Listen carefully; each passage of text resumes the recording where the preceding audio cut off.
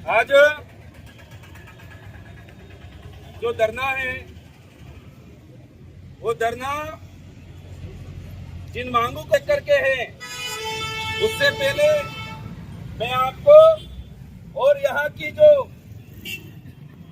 Media है, media उनको नाम इतना टेक दे नहीं सकता उनको, क्योंकि यहाँ के यूट्यूबर, सोशल मीडिया जो भाई हैं वो इन बात को केंद्रित करें और जो अभी तक सोए हुए मीडिया के लोग हैं वो उन बातों को यहाँ पर नहीं बताएंगे। क्यों नहीं बताएंगे, मैं आपको एक पूर्व में जो चीजें हुई है उसके बारे में अवगत कराना चाहूंगा।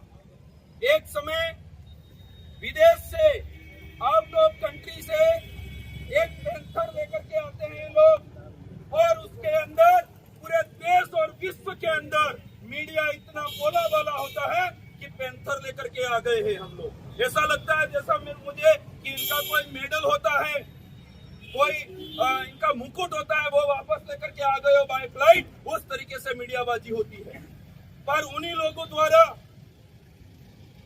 उस बात को तो इतना उछाला जाता है कि लोगों को एकदम उसके पीछे गुमराह करके कोई और बातें सोचने के लिए मजबूर नहीं किया जाता है।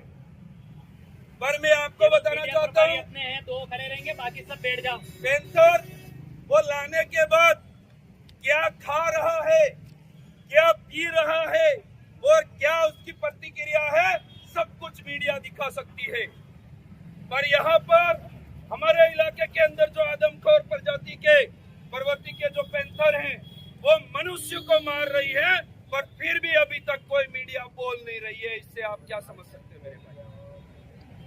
आदिवासियों को विस्थापित करने के लिए ये सत्ता में बैठी जो सरकार है, सबसे पहले तो वन विभाग के जो पुलिसकर्मी हैं, जो शासन प्रशासन है, उनको आगे करती है।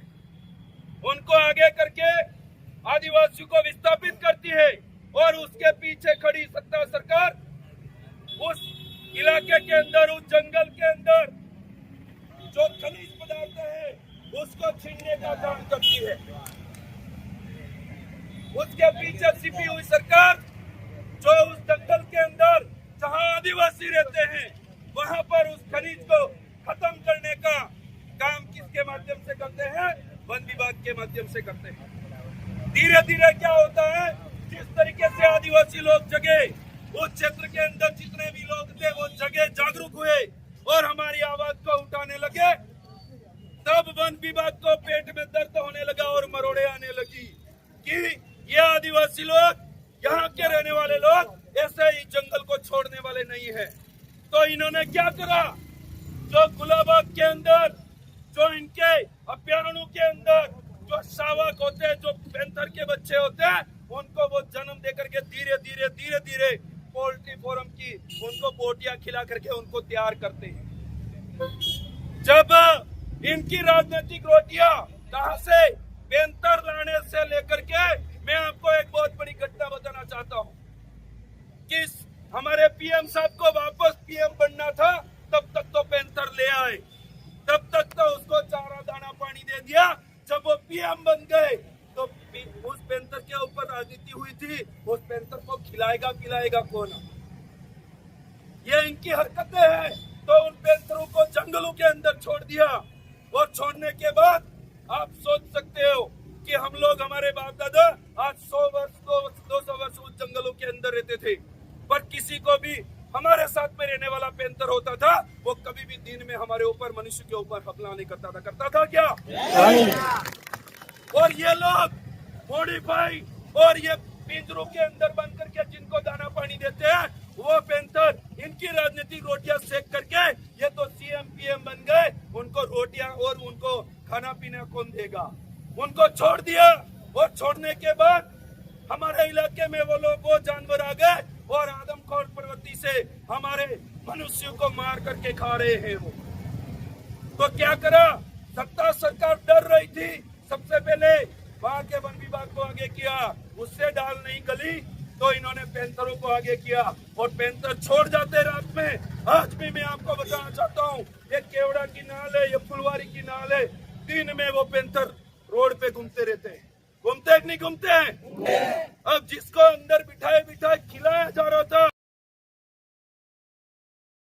खिलाया नहीं जा रहा है, तो उसको रात में यहाँ पर जो है वो हम उद्योगपति को दे देंगे, उसके बाद आदिवासी को विस्थापित करेंगे। ये हमको डर दिखाया जा रहा है। दिखाया जा रहा है कि नहीं दिखाया जा रहा है? तो मुझे आप विश्वास दिला करके और आपके माध्यम से जितने भी लोग आपके पीछे हैं जो न्याय की मांग कर रहे हैं, आप विश्वास दिला सकते हो कि हम ऐसे पैंथरों से और ऐसे शासन प्रशासन से और ऐसी सत्ता सरकार से डरने वाले नहीं है। हम तो हमारी पुरखों की जमीन है, उसके ऊपर हजारों साल तक निवास करते हैं और करते रहेंगे। ये बात विश्वास दिलाना पड़ेगा, नहीं पड़ेगा हमारे साथियों? तो आज एक मैं और बात कहना चाहूंगा कि पूर्व में एक बहुत बड़ा हथकंडा हुआ था, चनावदा के अंदर भी पैंथर कांड हुआ था, बडुना के अंदर भी हुआ था, पर अभी हाल में एक जगह और कांड होने के बाद हमारे भाई इसी तरीके से शांतिपूर्ण धरना दे रहे थे, शांतिपूर्ण धरना दे रहे थे।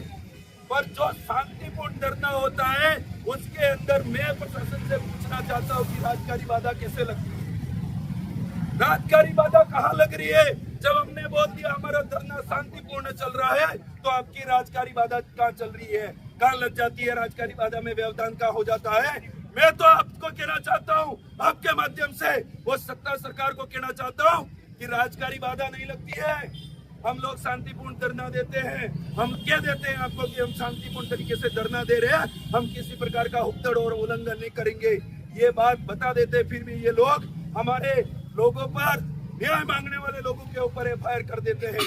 मैं इनके माध्यम से सत्ता सरकार और इनके जो नुमाइंदे उनको कहना चाहता हूँ कि कमल कांग्रेस की जो राजनीतिक धारा है ना, जो राजनीतिक जमीन स्तर है, वो खींच जाता है। इसलिए आप उन कार्यकर्ताओं पे एफआईआर करके उनको तोड़ने का काम कर रहे हो। ये बात मैं कहना चाहता हूँ मेरे भाइयों में।